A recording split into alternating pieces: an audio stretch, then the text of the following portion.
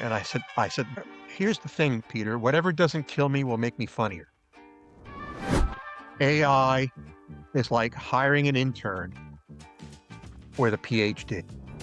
Jim DeLorenzo has been running independent PR practice since 1999. Through the dot-com crash, the rise of social media, the content marketing gold rush, and now through AI. He's spent 25 years helping startups and small businesses get exposure without big budgets. And he's still at it. Welcome, Jim, to the Joe Show. Thank you, Joe. It's a pleasure to be here, and thank you for the opportunity to speak with you and your audience. I value the opportunity and I value your time.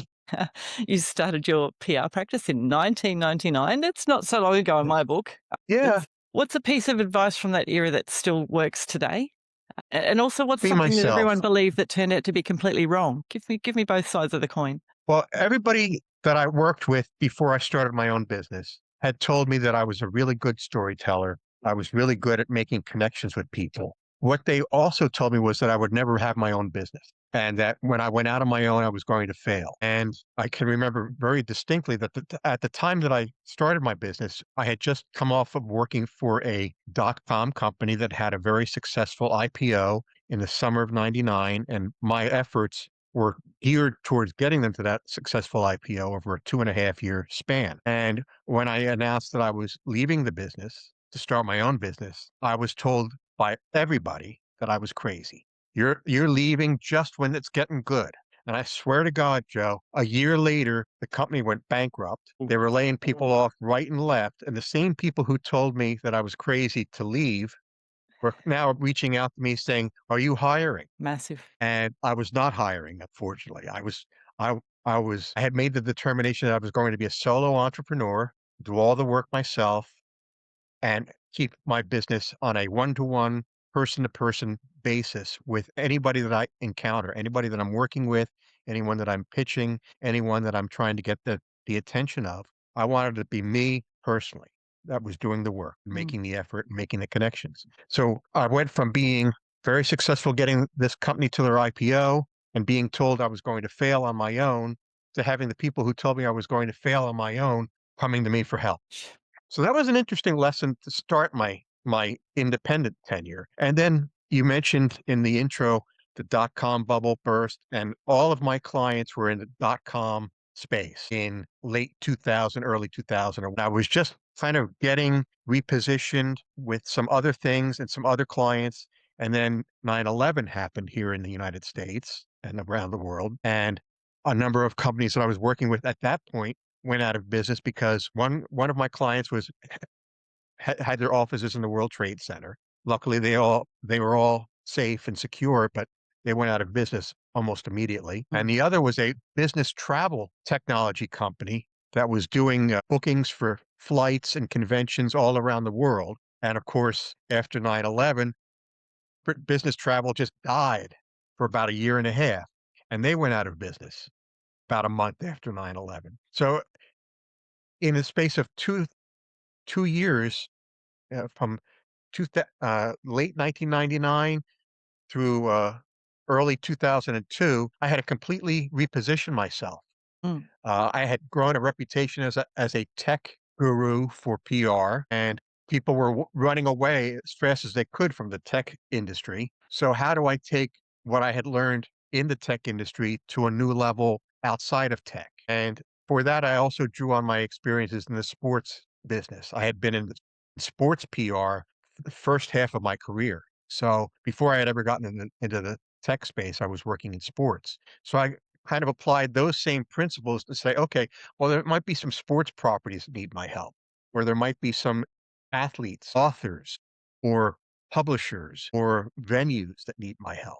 And that was that turned out to be very true. And I kind of rebuilt my reputation with some sports properties, including Major League Baseball, the NBA, some things in college sports, in particular rugby. And then when tech and sports started to converge in the late thousands, I was perfectly positioned to have clients that were technology companies looking to get into the sports business. Beautiful. Yeah. So I was Yeah. able to Massive. kind of straddle both worlds there and at the same time find other industries and other applications for my expertise. Before we move on to like PR now and what that looks like, you've just said some things that were really valuable that I want to dig into. One of those is taking a really big hit in your business. I guess people now think back to COVID is probably the most recent thing, but also the uncertainty with the pace of change now. And there's a lot of fear just in handling that well. I'm interested to know how you did that, like just from inside you. And the other thing I noticed that you said is that you said, rebuilt my reputation. Instead of saying rebuilt myself, you were able to separate that. So it wasn't about, you know, yourself Yeah, as maybe a failure or which you, obviously you were not, but just seeing it as just an asset to your business or a way that people perceive to build the business. And I thought that was very useful for people who maybe take things on as their identity in their business. So it's a little bit off yeah, topic, but I'm just wondering if you could speak to those two things. sure. First of all, with the whole idea of getting through crises and getting through changes, it's constant peaks and valleys for me. I really do experience a lot of peaks and valleys over the last 25 years. Actually, it's going to be 27 years this summer. But I mean, I've gone through the tech bubble bursting, 9/11 as mentioned, a couple changes in government here in the United States, world government changes. COVID was a big disruptor. But through all those things, I've always tried to maintain I try not to have too much of an ego about myself, but I do have a lot of ego about my work. I value the work that I do, and I want to give my best. Distinction. And I don't want to be competing with people who are have big egos and go into this for all the wrong reasons, if you will. One of the things that I've learned along the way is deal with a crisis or to deal with a change like that to kind of reorient yourself, making sure that you still remember the basics, you still remember the foundations that got you to where you already are. How can you enhance that in in a new environment, in a new scenario? So when I talked about moving from tech into professional services and then incorporating sports and entertainment and then bringing tech back in, all those things I had to do, I really did them on the fly. I really didn't do them with any I can see this coming. I'm going at that point in my career, I was being proactive, but at the same time, slightly reactive. And I did some coaching. I hired a marketing personal branding coach in 2017 to work with me because I was kind of hoping to redefine myself for another few years or refresh what I was projecting to the world to attract new business, to attract return clients, and to kind of broaden my horizons. And one of the things that we worked on together was let's reflect back, let's revisit some of the things that you've done in your career. How did this work? How did it not work? What was your best experience? What was your worst experience? And we spent about 6, 7 months just kind of reviewing my career and what I had done. And it was a very valuable moment for me because I was able to see all the things that I had been doing right, at the same time, learn all the things that I had been doing wrong, Mhm. or how I made this mistake and how I can learn from it. And at that point in my career, it was very valuable because, okay, now I have another foundation to keep moving forward. So being a little introspective, taking into account your background, your experiences, the things that you've learned, places you've worked, people you've encountered, and just kind of stepping back for a few days and saying, okay, how do I do this? Mm. How do I go forward? And that was partially triggered by a few deaths in my parents and a very close aunt all passed away within a couple of years of each other, and it kind of took my eye off the ball business wise because I was very focused on managing the estates and taking care of getting rid of different assets and clearing up A issues. lot of, yeah, And yeah. that kind of took my eye off the ball professionally. And as I was getting towards the end of that process, I said, I have to get back into this and I have to do this right. And the only way to do this is to find someone who works with this professionally. And that's the person that I found helped me through that and made me a much better professional, I think, especially over the last 8 years. A very useful process. And I think just really timely for people to hear this. Obviously, if people worry about the pace of change, and when you're worried about something, it's much easier if you have a plan. Yeah. So being able to take those steps for ourselves and review what we have done well and what we've done wrong and see how that can apply to a new environment I think will be very helpful moving forward. So thank you for that. Appreciate it. You're welcome. Uh, And I know that I may have wandered far afield on some of the things that I just mentioned, but it really does all add up to knowing what you're good at, recognizing what you're bad at, ways you can change. And the other thing, Joe, is, and you mentioned AI and you mentioned technology changes and things like that. Don't be afraid of these things. I mean, when I started in this business, I'm going to betray my age to tell you that I started when I was 18, working with a manual typewriter, Xerox copy machine, folding and stuffing envelopes and addressing envelopes and mailing out press releases through the postal service. I remember those days. And even to the point of sealing the envelopes, putting the stamps on, all those things. Did it all by hand. So I've been through the end of that particular period in the profession, my profession of public relations, advancing through the electronic age as far as the things that we did with broadcast television, cable television, radio, embracing things that seem archaic now, like electric typewriters, fax machines. I mean, when the fax machine was introduced in the mid '80s, it was like, "Oh my gosh, this is the Oh, we greatest thing loved ever." them. Yeah. Yes, and then to embrace computer technology, personal computers. I started using a computer purely for word processing in '81 and for compiling statistics for baseball and football and soccer and basketball in the mid '80s. So I became comfortable with computers, and then I was an early adopter of email. I was an early adopter of websites. What prompted my change in the mid '90s from sports to technology was I was telling people in the sports industry about what email could do. I was telling them why they needed to have a website, why they needed to do these things, because this was going to be where we're going to be moving towards. Again, when I was leaving the technology company, everybody said, "Ah, you're out of your mind." And the one place that I worked at, they sold their digital rights for pennies on the dollar in 1995. And I remember, and I looked at the person who made the deal and I said, "You've just thrown away millions of dollars because you have no idea what those digital rights are going to mean in 5 years." And that's why I moved into the technology space, because I was aware of what was going on. I wanted to become more aware of what was going on, and I wanted to be in on the ground floor. In 1997, in January of 1997, when I started working for the technology company that I worked with, I was going around the country evangelizing how you can use the web for business, how you can create e-commerce opportunities, how you can use email to send out press releases, crazy things in 1997. Again, people are looking at me like I've got a third eye. And so I've always tried to be aware of the next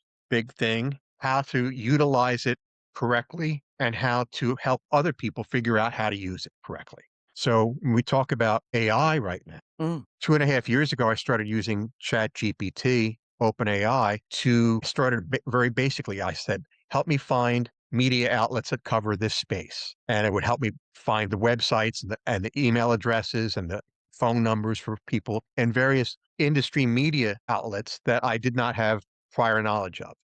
And I was able to go out and make personal contact with people because, yeah, I found your number here. Here's why I'm calling. I want to introduce myself to you.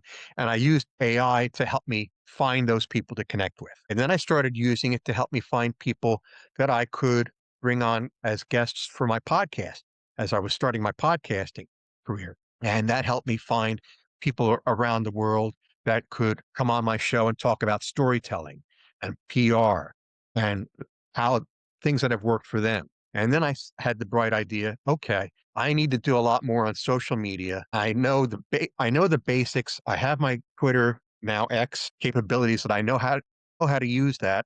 But how can I take the messages that I'm creating, the stories that I have written for my clients, and how do I find the best elements of that can be properly used on Instagram, that could be properly used on Facebook or LinkedIn or Twitter or Threads or Blue Sky. I haven't touched TikTok yet, but and what ended up doing was I created a system within ChatGPT where I could say, okay, here's the press release that I have written. Help me find the correct short content, the appropriate emojis, and the correct hashtags that I can incorporate into a social media post on X, on Facebook. And ChatGPT would offer me suggestions for all those platforms. And then here's the important part, Joe. I didn't just use them verbatim. I'm terrible at printing everything out, looking at it Yep. hard copy and going, okay, this could work. This could work. How could I move this I around? still do too much of that. Yeah. I mean, I go through printer cartridges like you wouldn't believe. But it's important to my process that I understand it and that I can then take what ChatGPT has given me and give it a good hard look and put it in my voice. Use my personal so that I'm not just cutting and pasting into the platforms. I'm editing and reviewing and amending. So that's how I've used AI to this point, and that's how I Mhm. hope to continue to use it. I don't Mm. look at it as a replacement for personnel or for my own personal style or I just look at it as one of my clients said it very well. He said, "AI is like hiring an intern with a PhD." Yeah.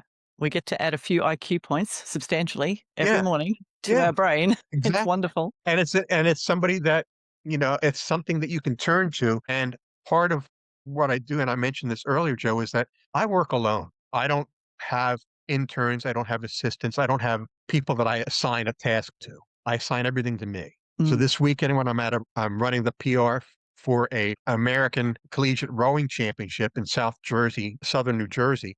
I'm gonna be on the riverbanks Friday morning, Saturday morning, Sunday morning, corralling people to go in front of the TV cameras, corralling photographers to go over to this spot. I'm going to be bringing the athletes in for interviews myself. I'm not hiring people to do that. I'm on the ground doing it. I get my hands dirty, and I get my clothes dirty too.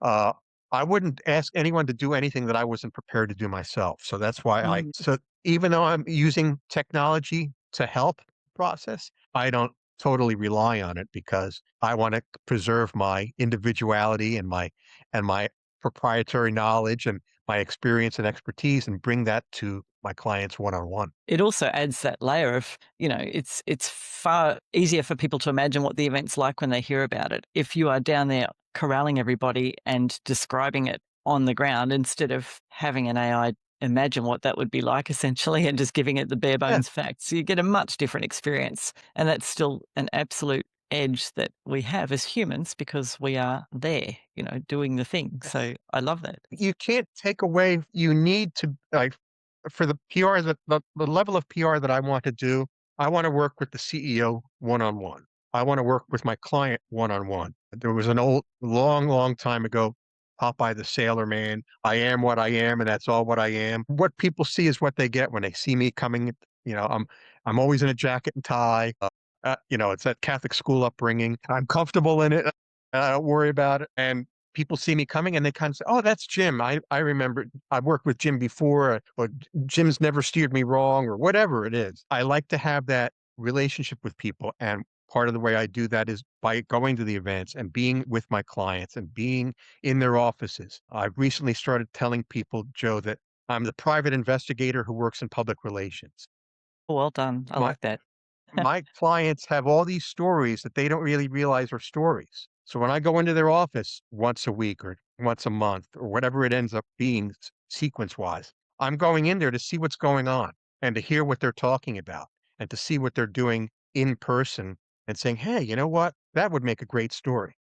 It's a great approach. It's actually, I was going to ask you for a business that has, no PR chops at this stage and not much in the way of resources. And we hear about earned media, and we've got to get earned media. What would that mean for them? You described a good start with asking AI, who who are the people writing about this kind of thing that I can go and speak to, or TV stations, or whatever, or internet podcasts, whatever it is, and then getting in there and uncovering the stories. Like, I guess sometimes it might take a third party to see it. You don't see what's in front of your own Yes. nose, and that's where the beauty of what you do is so powerful. Well, I love working with entrepreneurs, especially in startups, because one of the reasons any entrepreneur starts a business is they have a great idea or they think it's a great idea and some, they really want to try it out. And when you're an entrepreneur and you've got a startup, your focus by rights needs to be starting the business. How do I get this done? How do I find customers? How do I find product? How do I find personnel? So that person is the startup founder, the entrepreneur has tunnel vision about, I'm going to get this to market. I'm going to start my business and this is what I want to do with it. And that's valuable and that's necessary. And that's very, very important because if you don't have that drive, if you don't have that interest and you don't have that momentum, you're not going to have any stories to tell anyway. What happens at a certain point in the startup process, in the launch of a business or a product or a service is, okay, they've gotten it to this point. They don't really know what they have yet Mm. because maybe they don't have customers, maybe they don't have feedback, maybe they don't have an outside perspective. And they really want somebody to pick up on the story. I've had many people come to me and say, "Hey, they wrote about so and so they wrote about my competitor in this magazine and I should have been in that, not them." I said, "Boy, how come you how come you haven't done that?" And they'll say, "Well, I don't know how to do it." I say to them, "Well, I know how to do that, and I can help you do that. But what you have to realize is you need to step back from that idea of I need to be there, I need to be there, I need to be there, and say, I need to find someone who can help me be there.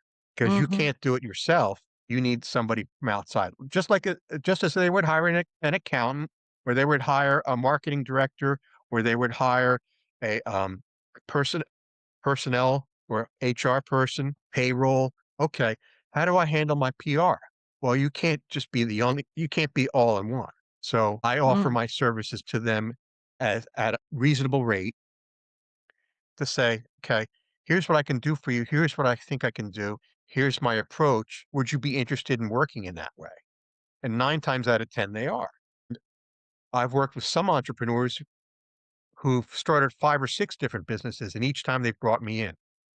Excellent. So I've had a What's lot of repeat customers with serial entrepreneurs have been repeat customers. fantastic. What would you say is the most unlikely or unexpected story that you didn't, when you started working with them, you just would never have thought that that would be the angle or story that came out that That's a was very good successful? question.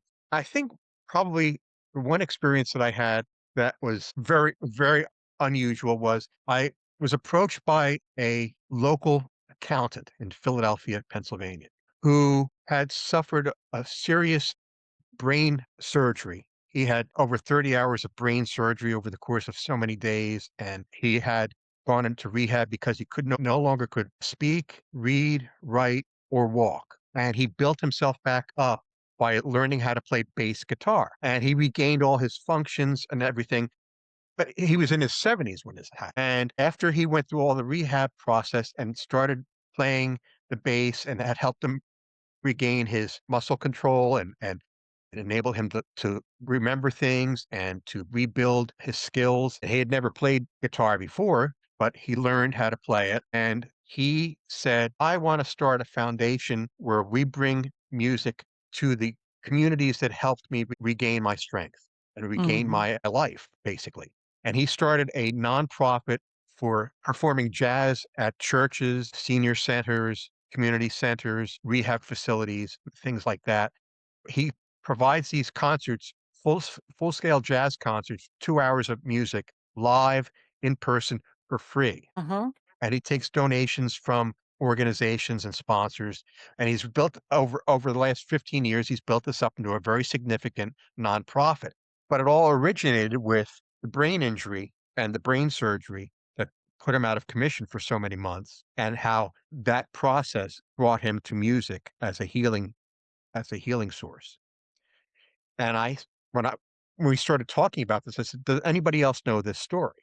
He goes, "Well, the people that I brought in, they know it, but I haven't told anybody in the press." So I was able to start getting him on TV, on radio, online, in print, telling the story of why he's doing what he's doing. It all comes from the brain surgery that he had. And that was a very surprising to him that people would be interested in it, but it was also very surprising to the media outlets that I approached because they were like, "Wow, that's a great story." Mhm. And here's this great story that he was basically sitting on. And I do my work for him pro bono because he's a friend and I like what he does. And plus, the concerts are amazing and they're a lot of fun. So I've been working with him for about 5 years now, and his audience has grown significantly. The venues he's played in have gotten bigger. The audiences have gotten bigger.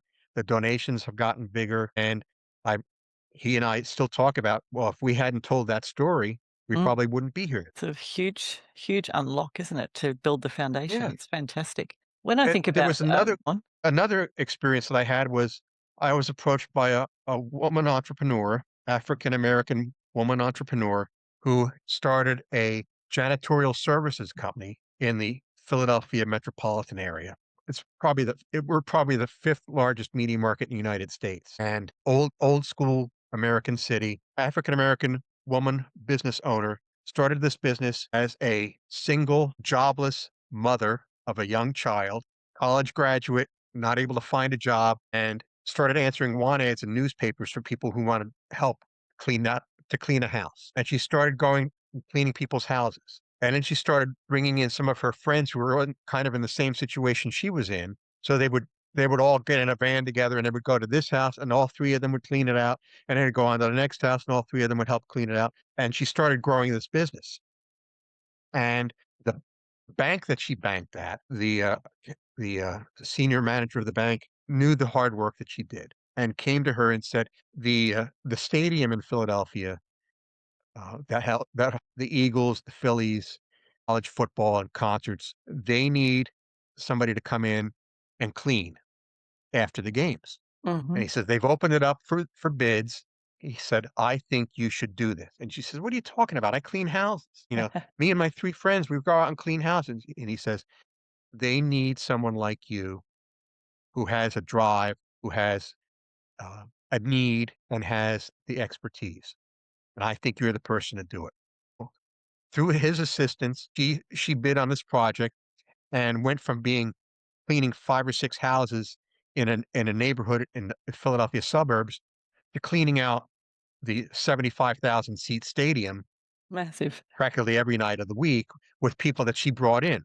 So she grew her business in the course of 15 years, but by the time I met her, she had grown her business from a single woman doing this. She had over 700 employees at this point, Massive. servicing clients all around the Philadelphia metropolitan area, primarily office buildings and stores and concert halls and convention centers and stadiums. And she said, I really want to grow my business. I really want to start winning some awards for what we've done. I want people to know about the great jobs that we do so we can compete with the larger multinational corporations that are coming into the market and taking potential jobs away from us.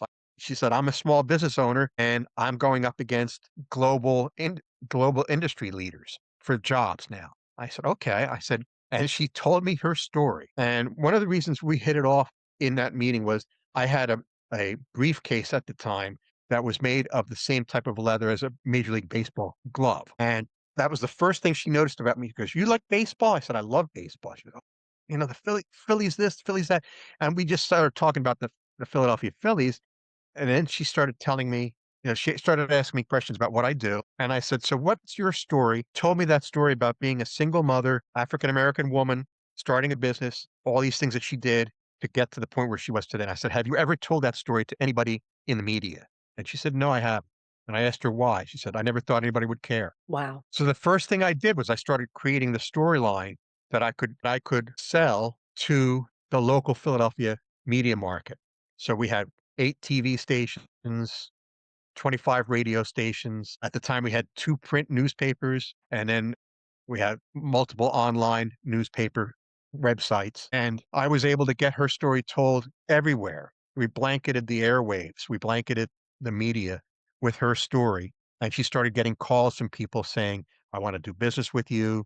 She started winning entrepreneurial awards and women in business awards and minority business awards. And these are things that she had no idea she could do, but she needed an outsider's perspective to say, hey, that story works. Let's work with that story. And again, it was just that part of that discovery process, learning It's what she was such a all great about. example of untapped potential and not seeing the Yes. gold that's right in front of us. And I love how you just draw that out from people and it's literally trajectory changing. It's a mouthful, but Yes. Good very mouthful. powerful. And And that's the way I try to approach every meeting with even a casual conversation is, what's your story? How did you get here today? How long have you been a member of this club? Have you attended one of these functions before? What brings you here today? Having more of an eye-opening and conversation starting opener, lead in, whatever. And when people ask me what I do, I say I'm a professional storyteller, and they go, "What does that mean?" So, well, I work in PR. It's my vocation. It's not just my career choice. It's something I've been doing all my life. And I said, but you don't want to hear my story. I want to hear your story. And then they start Exactly. telling you. That And power then of they'll ask story. you your story. Yeah, the power of story for business owners to learn their clients' stories, their customer stories which is very, very valuable for marketing, but then also uncovering their own stories to market themselves, which Yes. is where what you do is so invaluable for people. Over the 25 years or so of that period, how do you deal with just, I guess, resilience within yourself? All the changes that you've Eh, talked about are quite massive. What's the core of how you face it and do that in a constructive way? Well, early in this process, the company that I've worked with before I started my business, as I mentioned, they went under. And I had stock options in uh, probably about $150,000 in stock options that went away. And there was a local reporter who did a story about how the company went out of business, and he had known me through that business, and he reached out to me for comment on what happened to the business. And I said, "Here's the thing, Peter, whatever doesn't kill me will make me funnier, because I'll be able to look back on this and say, 'Boy, that was funny the way that turned out.'" And that's my approach whenever I have a failure, whenever I have something that changes things. I try to tell myself, and I usually am very good about it, to say, "I've been through this before. How did I get out of this hole once before? What have I learned from this? How can I keep going for?" And I make it down for like a day or 2, but I don't let it stop me. Mm, I think earlier in my career, I might have let things stop me. I might have thought, "Okay," and it might have changed my trajectory a little bit. With time, I've learned that, I don't need more than a few hours to kind of re-energize myself, get mhm. back in the game. And I try to keep things going so that the point is I have something to do. I have something to keep me occupied. I have something to keep me looking forward. And I that's think that's it's the way I approach it. I mean, there, there have been things that have been other people would have had considered them knockout mm, blows. And I've bounced back. And I have people that I started my career with in public relations who have long since quit the business, have a lot of friends that have recently retired or gone away or, just given up completely. And I just don't want to do that. yeah. I refuse to do that because I like what I do. 99% of the time I like what I do. I think you have too many good stories to uncover and share with the world yet, Jim, so I'm glad that you're still you're still at it. It's fantastic. I hope so. I hope so. Yeah. Jim, is there anything else that you'd like to share with listeners before we wrap up? As I mentioned to you before we started, I love hearing stories from people. I love to hear other people's adventures and scenarios and how they got to where they are. And I'm always interested, and I'm always hoping to learn more, and always interested in meeting new people. So if there's anybody out there that wants to give me a call, drop me a line, send me an email, follow me on social media, I'm out there, and I'm open for business. I'm open to listening, and I'd love to hear the story. Fantastic. I'll definitely put your contact links in the description, and I appreciate your time. Thank you so much, Jim. Thank you, Joe. I really enjoyed it.